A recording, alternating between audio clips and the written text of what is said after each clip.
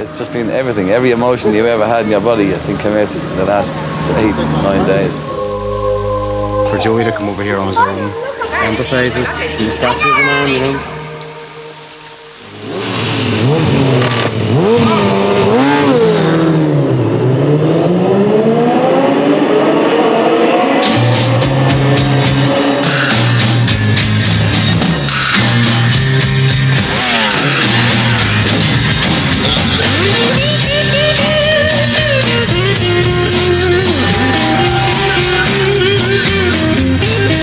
26 TT wins and 5 World Championship crowns earned Joey Dunlop the deserved title, the King of the Road. But it was his quiet personality and unassuming ways that saw him secure a place in people's hearts as the ordinary man who did extraordinary things. He was a true people's champion, affectionately known worldwide simply as Joey. Alongside his remarkable racing record lies a story of tenacity, bravery, humility, and kindness. Joey's legend continues 3 years after his death.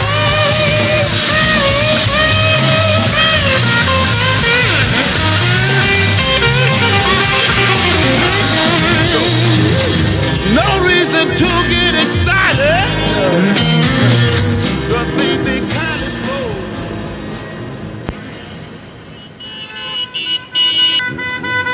In 1999, a group of friends and motorcycle fanatics banded together in honour of their idol, Joey Dunlop.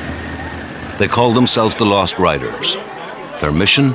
To travel across 8 countries and deliver aid to orphanages in Estonia, something Joey did regularly. But there's another purpose. The trip will also coincide with the 3rd anniversary of Joey's death in Tallinn. In tribute to his memory, the Lost Riders planned to ride around the circuit where he met his death. He had such a humanitarian aspect to his life that everybody knows about his Ulster Grand Prix and the Alaman TT, but nobody knew about the stuff of with Latvia, Lithuania, and Romania, and all the work that he'd done and how it all started. So he said, well, why don't we do it as a tribute to him and try and go to Estonia and bring all the relief aid out? Linda Dunlop, Joey's wife, helps the Lost Riders get a sense of what Joey undertook on his charity runs. She also lends them photographs and maps for their journey. That's wheelchairs. Stuff with stuff. Wheelchairs. There's nappies, there's terry cloth, there's creams, there's shampoos, there's clothes. We have about 100 wheelchairs in total. Of which about 12 Now, they didn't all come in perfect condition. Like, we had to spend some time repairing them and fixing them up and everything else, but we just got the spanners out and did what we could do with them, but we're getting them all out there. And van 1 as well is also completely full with nappies. Nappies, all together. Full of nappies. Man, you see a container of it, so. And we have a container going. 40-foot container going out. So we'd actually managed to get as well. There was our target was 8,000, and we actually cleared 14,000 nappies and 20,000 baby wipes. Can we get these 2 girls a drink, please? What are you having? This is vodka and Black Bull, Red Bull, Black Bull. Sharon and Miriam. Sharon and Miriam. You see, the rest of the lads were able to bring their girlfriends along, so I thought, why can't we?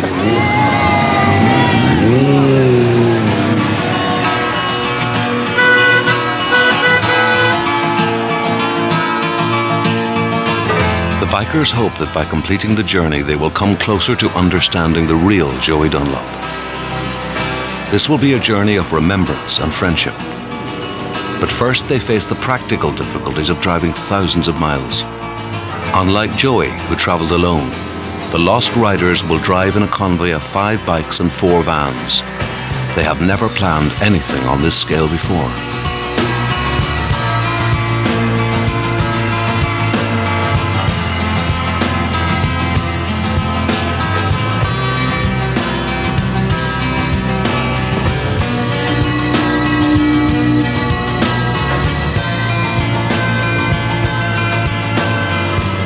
Linda gave us a fantastic send-off, and it's great to see that she's happy because she's used to seeing this when Joey was doing it.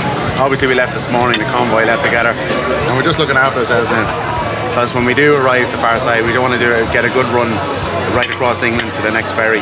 We've encountered a few problems before we left, but luckily we'll hopefully leave them on the Emerald Isle. We've had a puncture, we've had another small mishap, but nobody's been affected and spirits were high. The wheels have started moving now. We're actually leaving Ireland, you know, getting to the UK, and then we'll be leaving the UK tonight, hopefully. And I think once we hit Europe, it's going to be just great.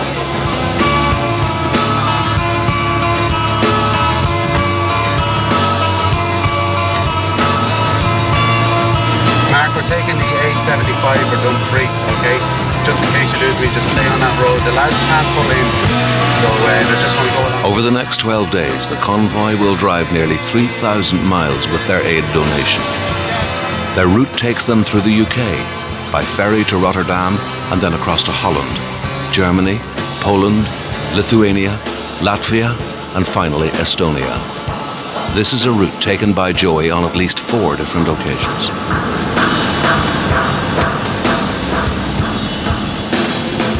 The first time I really got to know him, I suppose, was when we actually followed him to Riga, to Latvia, to make a documentary with him. I had known him before that, but that's when I really got to know him away from home and away from Northern Ireland, because when he's here at home and he was racing, there was so much pressure and so much stress, and I could understand why he wanted to go and race in those countries, because there was much less stress, no pressure on him, no hassle. Even though he was so well known in those countries, it was a lot more laid back. We left Belfast and flew straight to Latvia. He left a week before. It probably took him about 5 days to drive from Ballymoney. And I just can't believe that somebody would want to do that. And he was a totally amazing character. Just got into the van, took whatever he needed in the back of the van, put about £250,000 worth of motorcycles in the back, put number plates on them, even though they were road racing bikes, because it was easier to get through all the different customs and the different borders. In a blue transit van, and away he went. Got the ferry, crossed into Europe, and then went up through a lot of different countries, up through Poland, and eventually coming up into Latvia. I think he took the same route most of the time. He varied a little bit because he liked to stop off in different places and explore different places where he hadn't been before. Well, we were flying over, I don't know whether it was Iraq or whether it was Turkey, but we were coming back after we'd been racing in New Zealand. All the boys were drunk apart from Joey and me, and I, of course, I didn't drink much, and Joey, because he could stand a lot. And he wandered over and sat by me and said, "Tell me about this racing you do in Eastern Europe." He said, "It sounds interesting." I said, "Well, I think you'd like it. It's your sort of place, you know. It's like racing like it was in England in the 50s and maybe Ireland in the 70s, you know." And he said, "Yeah, it sounds good." He said, I fancy doing some of these meetings just to enjoy myself a bit. Well, I mean, I never sort of stipulated he couldn't go anywhere. He went wherever he liked, and part of our deal was that I gave him the bikes and the parts and helped him wherever needed, and he just went. And I didn't really worry about where. I just know he'd arrive at the TT. My main concern is that he arrived at the TT and that he did reasonably well and everybody's happy. Going to places like Estonia, to me, I just knew he went, and he had some results, good results and races. But of course, it didn't make that much difference to the world, and he only ever went because he loved it. He only went to relax. He only went to get away, or to be like he would be, I suppose, in the early days before he become famous. Yeah, I was totally amazed when we went to Latvia. They just flocked over to his van as soon as it arrived, and people just came to see Joey. They just wanted to see Joey. It was simply, "Joey, where is he?" And I couldn't believe, you know, there were people coming up and bowing to him like royalty. They just held him in such high esteem. And for people who didn't actually see Joey race away from home and they only ever saw him here and they knew he was a big hero here, that was fantastic. He just liked to go and get what he would call his head shard and like to get away from it all after the pressure of the Northwest 200 and the Isle of Man TT, where he was in the spotlight all the time, you know, every single day. He was the man. At Harwich, the Lost Riders are joined by Joey's close friend, John Harris. He was with Joey in Tallinn the day he died. And it's at Harwich the group faced their first obstacle. The ferry to mainland Europe leaves the UK at 7:15. At 7:10, only 14 Lost Riders have made it on board. We need to get aid to 5 orphanages in Estonia. We're under major time pressure. Is there anything that can be done? He is doing the trace. I'll make a call for you, okay? We'll have to try and contact him. He has no mobile. How can we contact him? We can contact him through the office in the port. Because he ain't going anywhere now. You know? Has he money? Don't even know if he's got any money on him. I'm gutted. Absolutely gutted. feel like bursting into tears.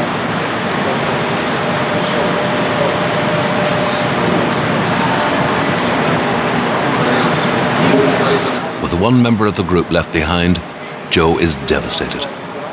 The setback comes at a very early stage in the journey and doesn't augur well. Emotions are fraught as members of the group begin to doubt whether they'll be able to reach Tallinn in time for Joey's anniversary on July the 2nd.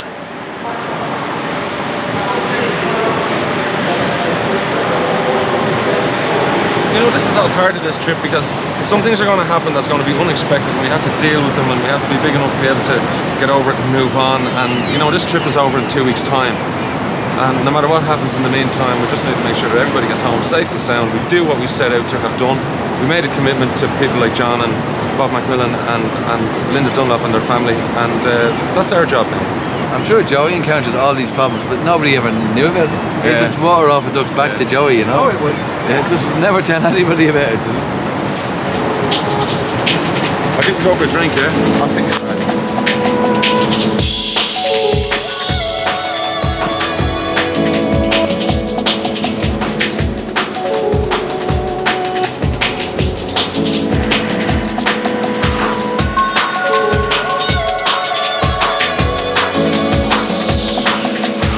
It's early the next morning before Paddy, the missing rider, arrives off the overnight ferry. The convoy are now under pressure to regain valuable lost time.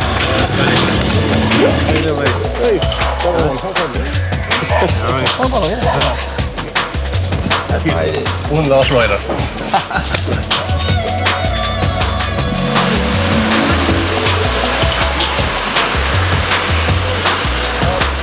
This is an absolute nightmare trying to pay off 9 vehicles in there, okay? Whoever's in that vehicle, can we designate one person to a vehicle to fill that van up, take the pump number that you filled it at, as I 1, 2, 3, 4, 5, 6, 7, 8, 9, and the value. And when you fill it up, come into me in there and I will write it down so that there's no confusion and we should be 9 vehicles at all times. And at Appledown then, we hit the E30 West. E30. No, sorry, is that 85? What the fuck is No, that? it's E30, you're right. Yeah, it is E30. E30, yeah. We're on the E30 West. Right, we're going west. East. Sorry. Just call up from the van and stuff. Yes. East. Yeah. Heading into Amsterdam now, and then we're going to go straight into Germany. And our first port call, we hope today, will be Colditz, where we hope to break camp late this afternoon, and maybe go to the concentration camps that Joey visited on one of his trips, and compare photographs and spend the moment and try and get into the mind of the man and see what he might have been thinking. And that's what this whole trip is all about. It's about the footsteps of Joey. We're trying to hit all of the points that Joey hit on his trips in one trip, and it's going to be difficult because, of course, Joey did it on several occasions. But everybody's in top form now. The stress levels have gone down. I know mine has depleted so much because now we're in Europe. The only problems we may incur now are issues of border crossings in Poland and Lithuania, Latvia, and then going into Estonia. But with the paperwork from the ambassadors and all of the officials that we've had the help from, we're very confident now. I think I only had contact with you, but I would have lost everyone else when I turned off, so I couldn't do that, you know? Right. That's because we weren't. Everyone in the group is committed to reaching Estonia in time for Joey's anniversary. But as the convoy reaches Germany, it's obvious the very tight schedule is taking its toll on morale. When I asked him what was going on, we were sitting right beside the goddamn road, 20 feet away from each other. So what do you want? I want this to work. I want it to be military, not be like bloody Dad's army. This is looking like Dad's army. It's acting like Dad's army. I'm sorry, it's not concise enough. It's not precise enough. Does that help though? I'm not. It's not concise enough. Everything I've done has been precise. In 1991, Joey responded to a neighbour's story about the plight of children in Romanian orphanages. He endured freezing temperatures and long distances alone to deliver aid to Eastern Europe. It was to be the first of 4 humanitarian trips. Joey he wasn't one of those people that fraternised with the big names and the big companies. I mean, he had an appeal to ordinary people And that was something, that's one of the very endearing qualities and attractive things about Joey's life. It's that he was an ordinary person who did something quite extraordinary, but he was driven by the simple desire to respond to people who had a need. His approach was very simple. Go there as quick as you can, get the job done as quick as you can and get home. And so that would mean as little sleep as possible, and all the other sort of support, food and everything else was pretty basic. Long queues, freezing conditions, and it really was quite a challenge, for somebody. If he wanted to say things, he said things, but it wasn't like coming home and I want to tell everybody my story. It only filtered out in little bits and pieces. And that was just part of his quiet, deeper personality. There was an impression, I have no doubts, made on him, and he was deeply impressed on that first trip by the experience. Well, he was very interested in the old concentration camps. He liked to see those, as did John Caffrey and I. We visited a lot, and it wasn't till quite later on, actually the last time he was over there, that we got to know that he was interested in the same sorts of things. He told me he'd been to Chemnitz, maybe Trebinka too, and I think he'd already been to Auschwitz. We were talking about a few of the places he'd visited and telling him of a few of the places that were quite local, because Riga track was actually built on a graveyard, a Jewish graveyard. I think the motorcycling world, especially through the era that Joey raced, would give you an incredible sense of respect for life, an incredible sense of an awareness of death. There is no doubt about that. There are some sports where a person plays a game and it's like a game. Not many people are killed in football, but if you go climbing mountains, and as you travel up the mountains, you'll see the corpses of the people who have travelled before you. It's a very sobering experience about life. Motorcycling is like that. As you race around circuits, you'll see the mementos, the little items that have been left there by people to remember people who've been killed. I personally wouldn't want to say that, this is the relationship between the two, but I mean, you obviously can imagine that people who were together in war, one minute they were there, the next minute they were gone, your friends, your comrades. And it's really all about the story of life, isn't it? Because in a sense, the motorcycling world, it's a sport, but it's also life. There's reality there. Most people who are watching it from the outside only see it as a sport and a race. But it's a whole way of life which involves, the struggle and the pain and the disappointment and the success, and right out to the edge then of death itself. This building was the German guardhouse, the last building before the camp starts.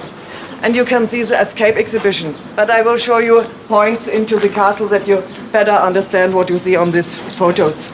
And this is in Whispering Arch. Do you know what is in Whispering Arch? Put you here in this. Welcome to Colditz Castle. Oh. This was the first mobile. See, he was very deep. It was very difficult to get to know Joey. Ever so difficult. I mean, I'd known him, I'd raced around him for 20-odd years. Since the first time he came over to England at Brands Hatch. If you got 2 words out of Joey, you were doing well. He was never sort of unpleasant or standoffish. He was just quiet. He didn't want to really talk unless it was on his own terms. And then when he opened up, he was so interesting. He knew so much about things that he'd seen and visited, but he had to sort of tell you of his own free will. Behind these 2 windows, the prisoners could Colditz Castle was the maximum security prison of Nazi Germany. After 1940, it was used to intern prisoners of war who had already escaped at least once from camps throughout the Reich. Colditz was declared escape-proof, yet 120 prisoners successfully made it outside. To the Allies, Colditz became a symbol of ingenuity, perseverance, and resilience.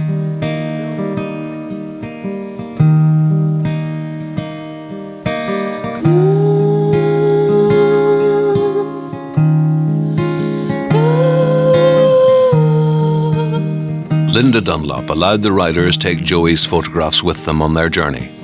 They are eager to see firsthand what Joey experienced at Colditz. This is the second gateway. This is the second gateway. And this point, the third gateway. Just here? Yes. Okay. Look Excellent, from here. And this is the Whispering Arch. Whispering Arch, yeah. Very good. Who's gonna know me when I hit the mark? When I'm closer to happy?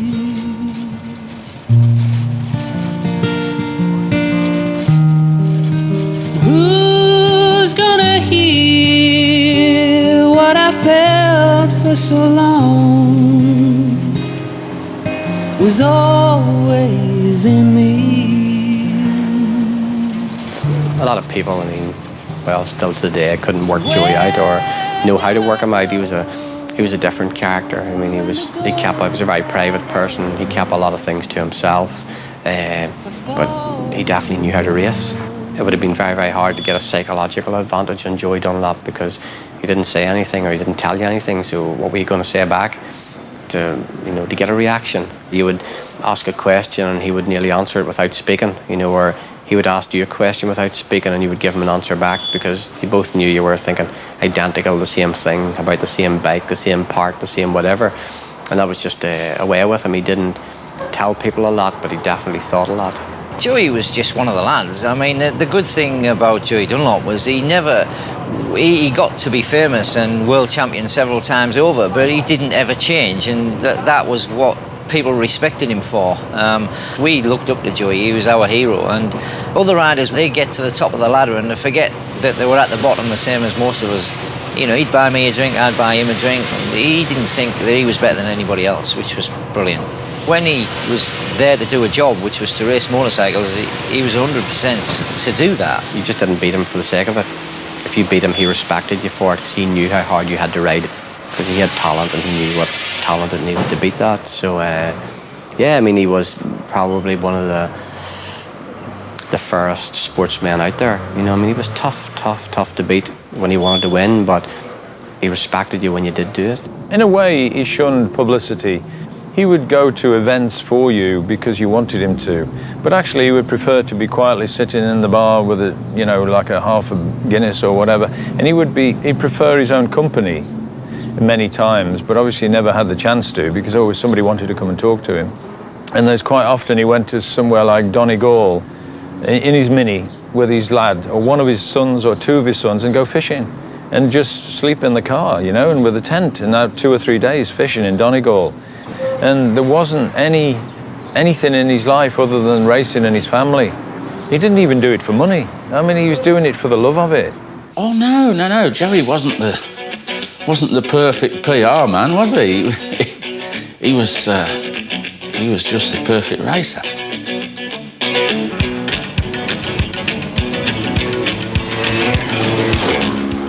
We call the next section Old Glen Helm section. It's all about a lot of trees, as you can see about it, a lot of bridges, a lot of walls, and if you can get through here really good, you can gain a lot of ground, but again, as I say, you can see the trees, it's dangerous, and you have to treat it with a bit of caution.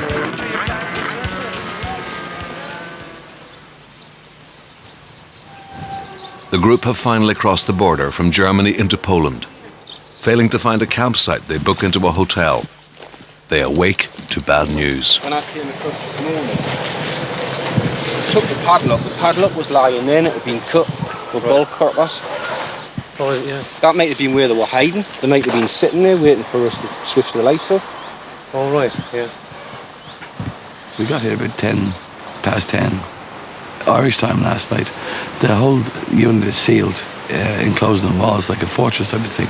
And that was a great feeling from everybody that, Christ, we're all secure in here, We're not camping, we're actually in a hotel. And we just woke up this morning and the bike was stolen. They've cut a gate open with a pair of bolt cutters. We're in the middle of a countryside, but it's just absolutely idyllic. The whole thing is idyllic. It's just not what you expect. I mean, my vision of bikes being stolen is in a city centre type of thing, rough area, and this is not the place bikes get stolen. To me, it's planned, you know. Something is not right about it. It's not right about it. It really isn't right about it. I went up to his room there earlier on, and he was a bit emotional and stuff. And I just said to him, I said, Adrian, there's nothing I can say to you. If it was me, I'd be in tears. Because my bike's to me, I like my babies, you know. And he's exactly the same as I am. Pain that I went through so far to get here, on the bike. And I wanted to finish the trip on it. It's just was particularly hard day yesterday, wasn't it? We've gone through an awful lot. We've got to here.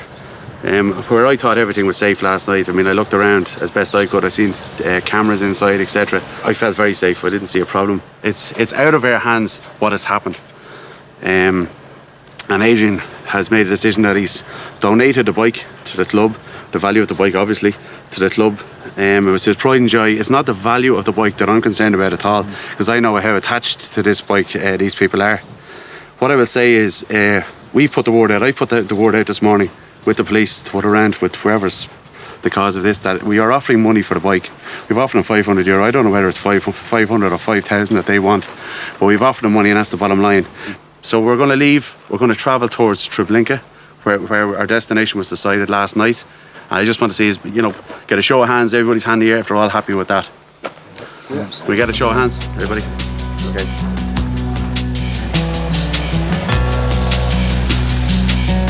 The group finally agreed to abandon any hope of recovering the bike and stick to their goal of reaching Estonia in time. What we've come across in Holland and Germany, like I never thought anything about it till right now, and now I just wonder why he made this trip or why he's travelling across here. When you see the hardship and what he probably would have realised, that I'm not saying we won't call it bandit country, but certainly for a better word, that's what it is. You're not safe here as such. You need to know where you're going. You need to know where to stop, and that only comes from experience. And obviously we're learning because this is our first time here, but he surely had to do a couple of journeys before he realised where to stop, and he was definitely better coming on his own. I can see why he did. When you've no one to answer to, your own man, it must be just like freedom. For him, it was probably just like riding a bike. I mean, for us, the hardship, the day-to-day running it, certainly it was a business that I was in. I'd be looking for early retirement. The bottom line is everything that we've planned has changed. And that's, some for the better, some for the worse. Situations have arisen that we never thought would be in the equation at all. Because we've done such good things to fill these vans, all of the work, the inventory that went in before we left, that we just thought that, I suppose if you like, that we were just going to drive over here and deliver it. As of yesterday morning, we should have been in Auschwitz. Because we're going to lose a day, we're going to lose all the other stuff along the way. So something has to give, and it had to give. So we've changed direction completely, that's the bottom line. And we're trying to make up time to catch the other appointments that we have then in Tallinn.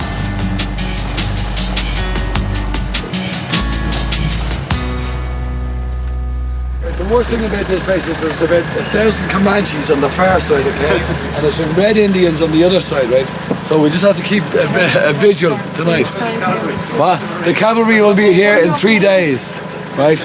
But it's the Comanches and the Khmer Rouge that we have to look out for. Camp Wagabunda in Poland is the first time the motorcyclists get to sleep out of doors. It's an opportunity to quiz Joey's friend John Harris on his memories of their hero. Joe would either sleep, well, normally sleep in the van really, so this is as close as we can get being a group. Hotels wouldn't have been a favourite choice. Almost at one with nature. When he was lined up on the grid, yeah, what would he do? Had he any habits? Something that you'd recognise to say, well, I see that now, that means he's all right, or? You'd pass him his helmet. You'd pass him his gloves, but I always give him his left-hand glove first. Okay, put the gloves on, put the helmet on. And he would normally get hold of the bars, give them a good shake, right, to make sure that the handlebars are tight and the steering damper's working. Perhaps a pump, bump up and down on the suspension. And, that was it, make sure. Everything was everything tight. felt good, You wouldn't say a great deal to him, before a race, as you would probably deep in thought and focused, and you knew when to talk to him and when not to talk to him, I always love those post-race interviews with Joey, you know, and all the other racers would be talking about, you know, how'd you get on? And they'd be saying, well, you know, I had a bit of a problem with such and such, and a bit of a problem, and then we'd be on sudden Bala Bridge and all the rest. And Joey would just, well, how'd you go? Okay, we just took it easy enough, steady enough, you know, and we just got there in the end, sort of thing, you know. Grand. It was grand, you know, it was...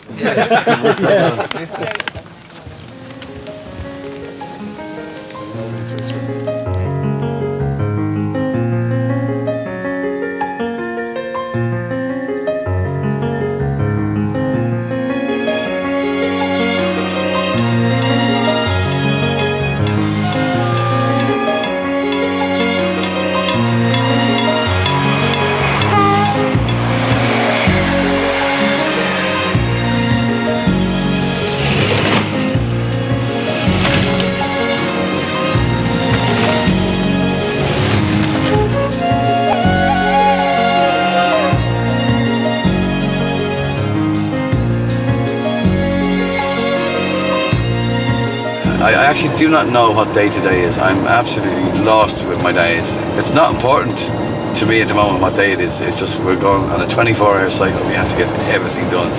We're in Poland, the very north of Poland, and we're heading towards a concentration camp called Trzebinka, which is one of the concentration camps that Joey visited.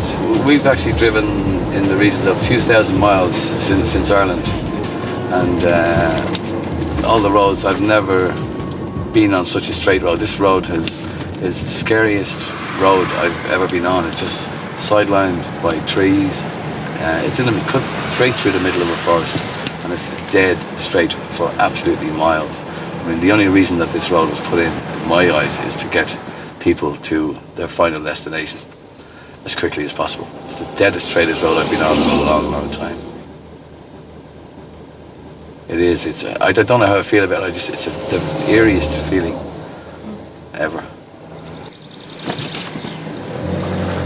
I would say 90% of the reason we wanted to get this done this year was because of Joey's third anniversary, being associated with his number, his race number, number 3. It was just something we needed to do. We had a very, very strong feeling about it, doing this on his third anniversary. I'm looking forward to it with a lot of apprehension. Okay, guys, we're turning left here.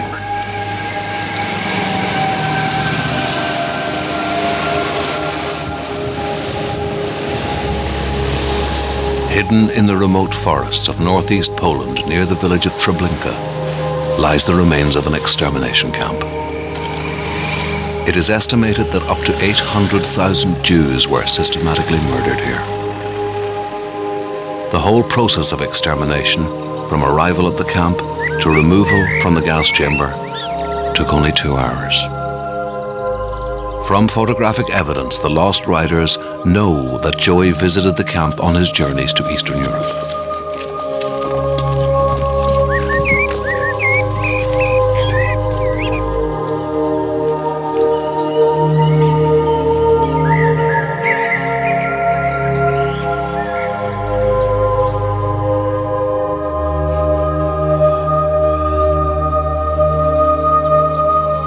The 1,700 small stones placed here represent the villages and towns from where the victims came.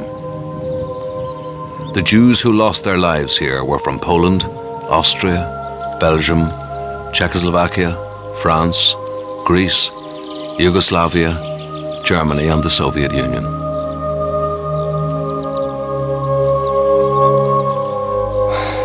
I think he came here really to just pay respect to those that lost their lives, which was, he's such a fair-minded character that I think that was the reason. I'm going some way to paying respect. When we arrive in Estonia, I'll be able to fulfil that, I hope. I'm sure we all will. What does it mean to you to be here, though, in Trzebinka? Knowing that Joey had visited here, yeah, a great deal, a great deal.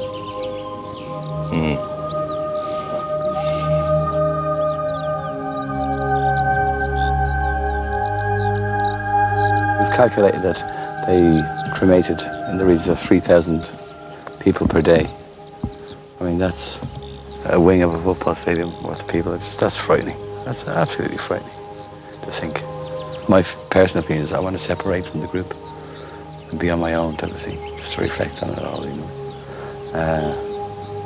I don't, maybe that's what Joey did. I heard a story earlier on. He walked down the railway line for quite a long distance. We've photographic evidence of that. But I'm not comfortable with my emotions amongst everybody, you know. I've seen the other people in the group doing the same thing. They just walk over or away by themselves.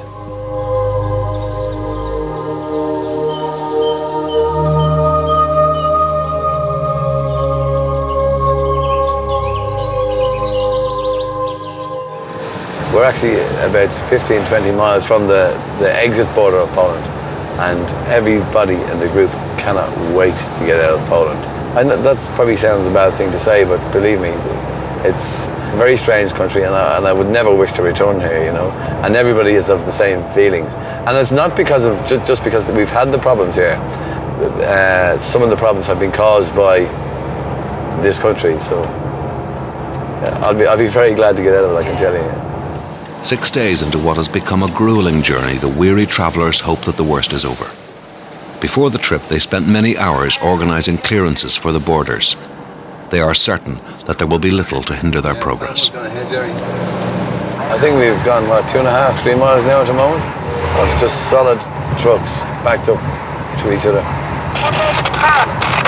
Andy has gained some instructions from the Polish embassies. And when we get to this queue that we're passing now, we just go straight up to the front, and like a special clearance. The group's confidence evaporates at the Polish-Lithuanian border. The bike stolen in Poland comes back to haunt them as the Lithuanian border guards query every detail in their paperwork. A letter from the Polish police is not enough to satisfy them of the bike's whereabouts. After a frustrating 8-hour wait, they are finally let through. We got through the Polish border. They let us through, they waved us through. They recognised some documents that we have had signed, sealed and delivered, if you like, by the Polish ambassador.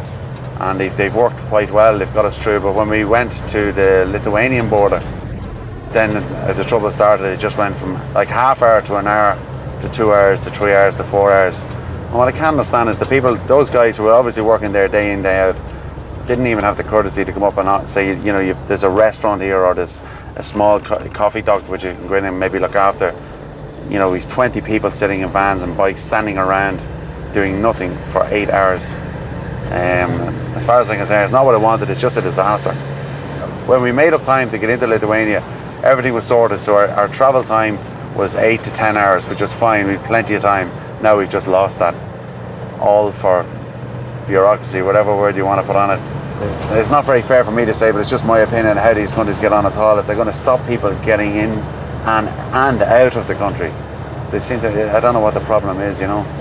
We just hope it's not going to be as bad now on the Latvian border. In Eastern Europe, people who didn't have very much would always appreciate people who took time to come. And they often do say, you know, people often come once, but not many come twice. And there's a lot in that. And especially to come to give. I have no doubt Joey enjoyed racing there, but I'm sure there was a human side to it as well. The people there in Estonia, the warmth and the friendliness, the appreciation. It's a motivating thing. It's you know, he could inspire people. It's a sort of an inspiring life, because it does inspire people. They say, well, I don't have very much, you know, and I've come from maybe not a background where I haven't got this education, I haven't got all this inherited wealth, I haven't got all this whatever, you know, various advantages, and yet he's like some of those people who can, you know, rise above all of that, but never lose their roots where they start. At one border, he'd been stopped, and they were a bit suspicious. They'd seen the bikes, they didn't know who he was, and they took him in and they were holding him. They were going to hold him overnight, and he didn't know what to do, and they thought, this is really dodgy character. So he had a motorcycle news and some Joey Dunlop stickers. So he said, I got the motorcycle news out and went, you know, that's me, that's Joey Dunlop, you know, the motorcycle stickers, and the guys went, that's Joey Dunlop. So these guys in Eastern Europe on the border suddenly recognised Joey Dunlop, and they brought all their friends down. He was signing autographs, giving them out pictures, and they let him go. And he said they gave him this piece of paper and typed something on it. He didn't know what they wrote on it, but every time he came to a border, he just passed a bit of paper out, and they just bowed at him, and away he went through the border. Oh, when he turned up at Riga, this is the first time he'd come himself overland, and he turns up and he's got 3 bikes, 125, 750 and a 250, packed into the van, and he'd got a little cardboard box, and there was a couple of cans of soup left and some salt and a bottle of HP sauce, I noticed, and there was that. And then across the back of the bikes, in the back of the van, was a board. And I says, we're helping him unpack. You say, what's this board, Joe? And he said, he said, asleep on there. He says, nobody can finish the bikes when I'm asleep on here. Yeah, that's where he slept. 5 times world champion sleeping on a piece of rough old plywood, you think? That was different. The Lost Riders spent 8 precious hours negotiating the Polish-Lithuanian border. Tired and weary from lack of sleep, they are now facing a similar problem at the Lithuanian-Latvian border. Further delay could mean missing Joey's anniversary in Tallinn. We're somewhere in the middle of Baltic states. We're at a little border crossing called Saloshul, and we're being held up by some guards who won't let us through because of a bike we don't have. 924 145 145. Oh, Liz, how long are we here now? 2 hours. 2 hours? I hope it's not like another 8-hour stint like last night. What it is the guys in there don't want to stamp the papers and take responsibility for it. So they want the foreign ministry to stamp the papers and send it back to them. So their arse is covered in case. They are now within 80 kilometres of their final destination at Tallinn, but it's beginning to feel more like 8,000. Red tape and border guards have drawn a halt to their progress. It's an emergency. I need to discuss some business with him quite instantly, please. Passport. Oh, sorry. Maybe. How long are you here? Got money? How long are you here? 10 hours? 20 hours? 50? Okay, one. British Embassy. Hello, good afternoon. The convoy fear they may end up returning to Ireland with the aid. Unless the embassies can help, they won't make it through the Latvian border. It's been quite traumatic over the last little while, and I'm not giving up. I refuse to give up, and everybody in the group refused to give up. We're going to sit here. The key question was asked to John Harris, what would Joey do in this situation? And he said he'd sit here and he'd stick it out. And for however long it took, he'd stay here, and that's what we're going to do. We're going to stay here. The trials and tribulations we've had all week has brought us closer. I just noticed in the last hour or so, it's brought us even closer again to the point that we're actually having a great bit of fun. We are absolutely... Capri Sun! Make it your day! all of our copied documents have been authenticated by himself and his department, I would imagine, but he has brought everybody into the loop in relation to this problem, and he's asking us to be patient before we begin to turn the screw, if you know what I mean. Lads, we're through. Finally, some diplomatic arm twisting has the desired effect, and the Lost Riders are through. They've just been waved on there. They offered us for them to hold on to a number of our vehicles and for some of our vehicles to carry forward and move on. And we refused, and we would not allow that to happen, that we were either going to return back to Ireland with all of our product. We were going to create a media fuss, and eventually they gave us the clearance to go, and it was as simple as that, move on.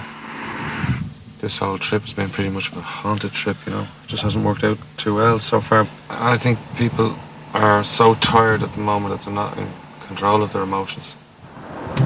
After 30 hours without food or sleep, the bikers have negotiated the Polish, Lithuanian and Latvian borders. They proceed as a convoy through Riga and into Estonia without any further problems. Won't you settle down? Stop fighting for your gods. They can't hear you now, not with the noise of your guns. Oh, settle down. Stop fighting for your gods. They can't hear you now, not with the noise of your guns. Long drive, made it. No. He's not happy. As a surprise, Tony and Jerry's mum has flown to Tallinn to meet the convoy. It's just been everything, every emotion you've ever had in your body, I think, came out in the last 8-9 days. It's like, I just think it's like a big brother thing where people have to get on with each other, and when the chips go down, everybody mingles in. Alright, how's it going? You too. Delight, absolutely delight. Though I will be even more relieved when we get to the orphanage tomorrow. I think that's when this thing gets finished. My big baby! The following morning, John Harris leads the convoy to the race circuit. He was with Joey the day he died, and this will be his first return to the track. We're going out to the racetrack now in Tallinn, which I have to say most definitely is going to be a sad occasion, certainly for John, who came along with us as an invitee. We're, I suppose, anxious to see the track and everything else, but for him it's going to bring back all the memories, literally from the hotel last night as well, where he went after the night of the accident. He seems positive, I have to say. I asked him this morning, there was any particular part of the track he wanted to go first, and he said no, like he was happy just to get to the track, and then he'd like to bring us around, so that's fine, we'll go with his request, you know. The track was absolutely pure racing. It's a road that's carved out of forest, and it's very, very fast. I mean, I suppose some of the best guys on the best bikes would be doing 175, 180 miles an hour through a pine forest they're literally within 2 feet of the edge of the road. No matter who was looking down on you, you couldn't miss one if you went in there. This is Estonia. This is Tallinn. This is super dangerous. I think everybody who's in the motorcycle world, who goes racing on roads, knows that there is a risk. I don't think anybody doesn't know that. And I think most families, wives and those loved ones and so on, there is no doubt many of them have a sense of relief when certain races are over. Now, they wouldn't stop somebody racing, but they're aware that there's a risk factor there, and I think there is a sense of genuine relief. They don't want to stand in their way because they know this is something that means so much to their husband. This sport has a price, and in some cases the price is very great. It's the price of one's life. All of us were in the 750, and we'd done all the training that morning. Weather was nice, but like that place, it's by the sea, it can change very quickly. And we had a shower, and Joey's out next on the 125. So I said, Joey, do you need a hand with anything? And he said, yeah, he said, bring the intermediate tyre for the back and the wet tyre for the front. And away he went on the warm-up lap, and we're standing right by him, and he pulls up, number 1 position, and I said, it's all right. And he just, like that, and just in his head, lights changed, and he'd gone. And just as they'd gone through, heavens just opened. It was just like standing under a waterfall. I've never seen rain like it. It was bouncing a foot off the road. This rain must have been so localised, it could only have taken in that very last corner, the very fast one. And, well, Joey didn't come round. And we could see, as it stops raining, we could see people running down in this fast corner, which is only 150 yards from where we were standing in the pits, you see. And I said to John, we're not going to like this, but John wanted to go down, and I saw him, and that's what we saw. Joey lying in amongst the trees with a cloth over him. That was a very bad moment. One of the worst I've ever experienced, I think.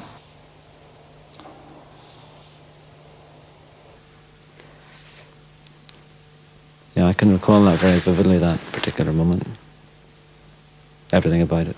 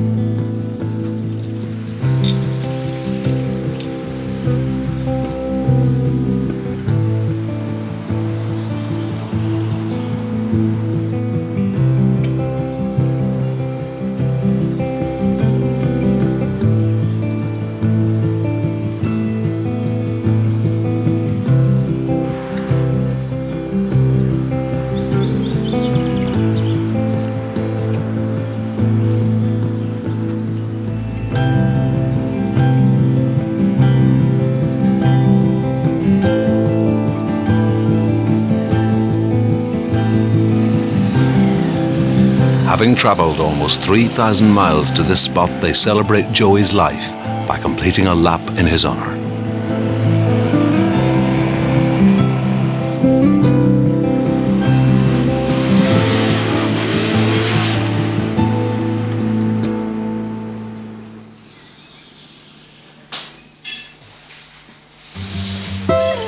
Right, I now have 14 cameras hanging out of each head. Now, just wait there for a few minutes, please. Okay, director.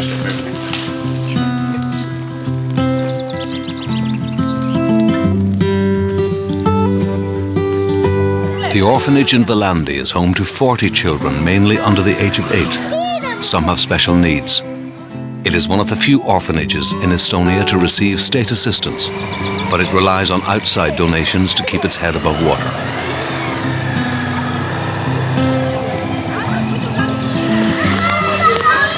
Huh?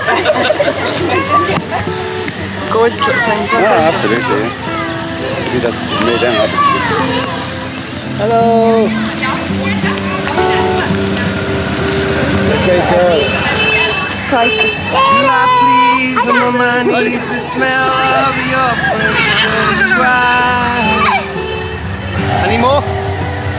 Probably the first time you've ever seen them all the way. Your blue sky grins for all its sins. Look another gorgeous Levi eyes. I think this here sort of epitomises the trip a bit, because you know, just this, we're just bringing a smile to kids' faces. You know, this is for me. It sort of epitomises a bit. For Joey to come over here on his own, you know, the emotional build-up of this emphasises the statue of the man. You know. To do this on your own, you couldn't do it. I couldn't do this on my own.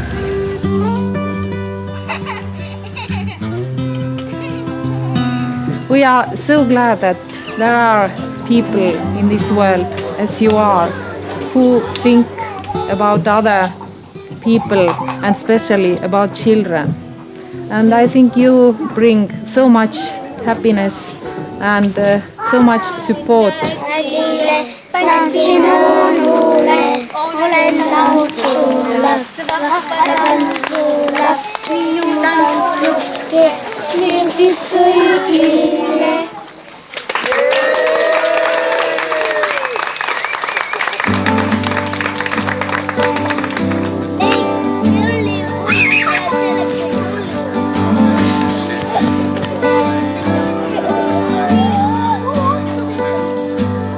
I went looking for someone I left behind.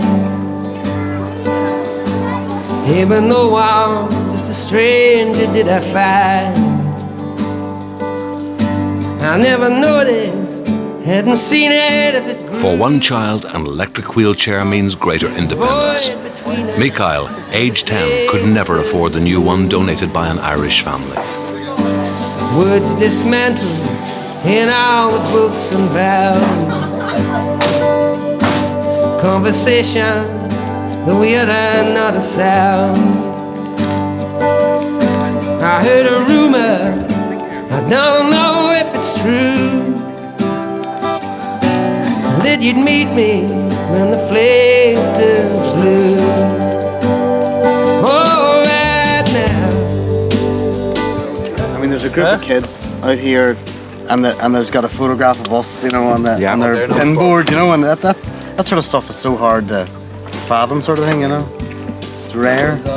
What I've been told is 1,800, up to 1,800 orphanages here at the moment in Estonia, and there's there's probably 20 different houses, and I think we all know at this stage that they're not like the house, this place today. See, this has government support. It has a government support from the point of view that they own the property, but they certainly don't get enough support to give the kids the lifestyle that they have in there at the moment. It's through generous donations from different people like ourselves that have come along. Yeah, it was a very humbling experience, wasn't it? Oh, absolutely. And of course, Joey was a humble person. I mean, his humility was second to none, wasn't it? It was. If we'd just gone sailing through these borders, it wouldn't have been as great an achievement, was it? Would it? No, well, yeah, exactly. We had That's to have what it is. some hassle, and we had 6 loads, but yeah, it was. It makes it more authentic.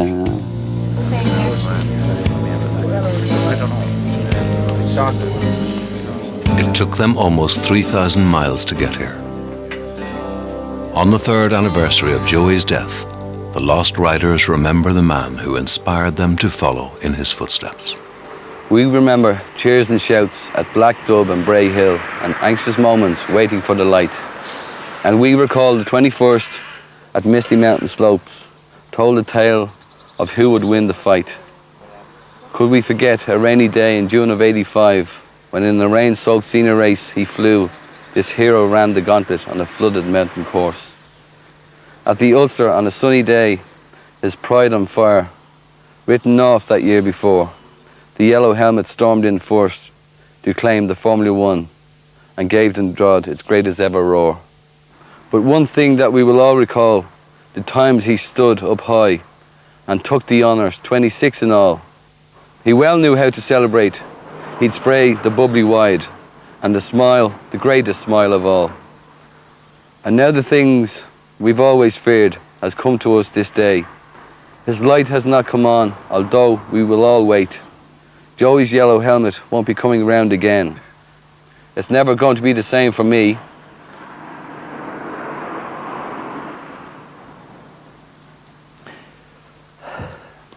In the beginning, there were roads, and all of them untamed. God then sent a quick, quiet king, the roads to run. Joey came and conquered them all. God bless your man. Rest now. Job done. Joey Dunlop.